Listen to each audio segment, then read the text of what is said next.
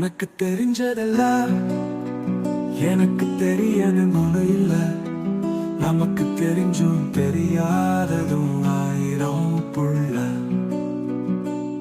கற்றது எல்லாமே கையல புள்ள, கல்லாததும் உலகத்திலே இருக்கு புள்ள. நாளுக்கு நாள் அறிவியலும் வளருது புள்ள. படிச்சது போதும்னா அவ்வளவுதான் புள்ள. இன்னைக்கு 5 படி ஏறினா போதும் புள்ள. நாளைக்கு 10 படி ஏறினத்த வாழ்க்கை புள்ள. உனக்கு தெரிஞ்சதெல்லாம் எனக்கு தெரியணும்னு இல்ல. நமக்கு தெரிஞ்சும் தெரியாததும் ஆயிரம் புள்ள.